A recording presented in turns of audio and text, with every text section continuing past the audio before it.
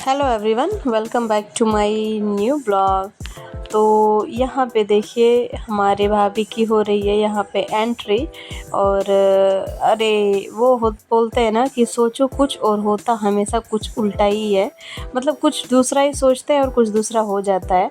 तो हमने सोचा हुआ था बहुत ही अच्छा वाला वेलकम करने के लिए, लेकिन जब बारात से हम वापस आए, मतलब मैं वापस आई बारात से, तो पीछे पीछे दुल्हन भी फटाक से आ गई।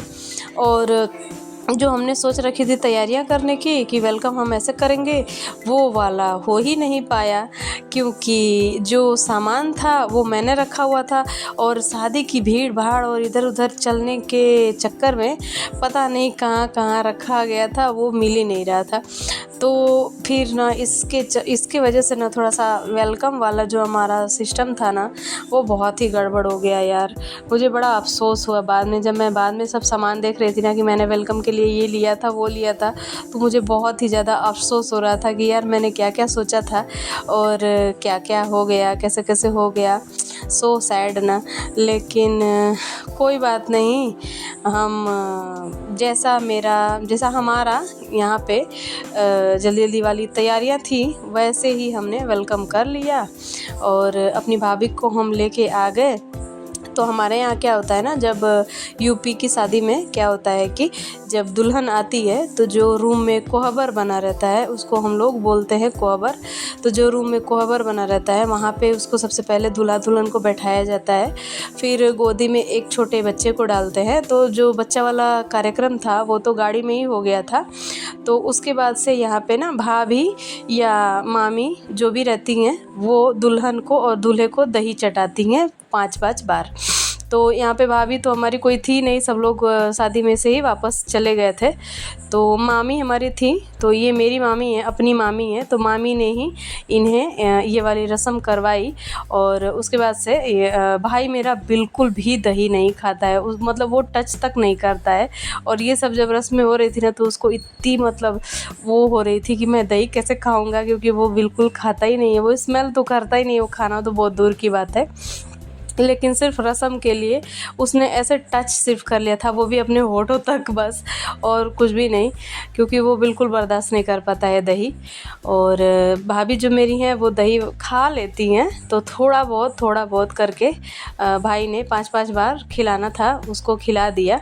फिर उसके बाद यहाँ पे होती है पूरी और खीर बनी रहती है, पूरी और बखीर बनी रहती है गुड़ की। तो उसको दूल्हा दुल्हन को ऐसे बोलते हैं कि हाथ से सिर्फ तोड़ना रहता है, तो वो भी करना था।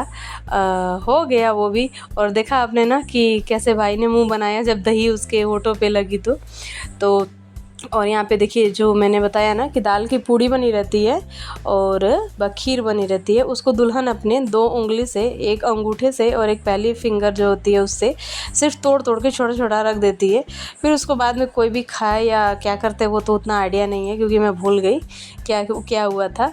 उसके बाद से यहाँ पे इनकी मुँह दिखाई होगी।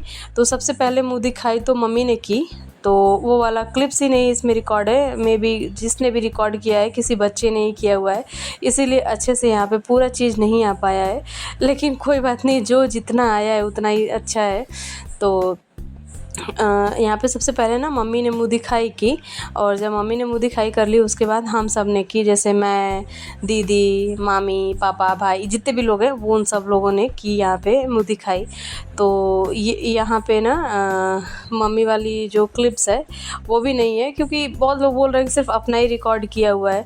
तो जब वीडियो बन रही थी ना, तो मैं फटाफट सोच रही थी कि जल्दी जल्दी जो भी चीज़ें मिल रही हैं वो रिकॉर्ड कर लूँ। तो जब मैं रिकॉर्ड कर रही थी तो मेरा ही बस आ रहा था, और मैं किसी को दे भी रही थी रिकॉर्ड करने के लिए तो वो लोग सिर्फ मेरा ही ले रहे थे, क्योंकि वीडियो तो मुझे बनानी थी इसलिए। तो एनीवेज कोई बात नहीं। और उसके बाद से ना जब मम्मी ने मुँह दिखाई कर ली, फिर यहाँ पे सबने मुँह दिखाई कर ली, फ़ोटो वगैरह भी ले लिया।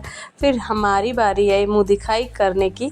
तो यहाँ पे मैं अपने भाभी के लिए लेके आई थी बहुत ही एक सुंदर सा सेट, जो मैंने उन्हें गिफ्ट दिया और उन्हें अच्छा भी लगा।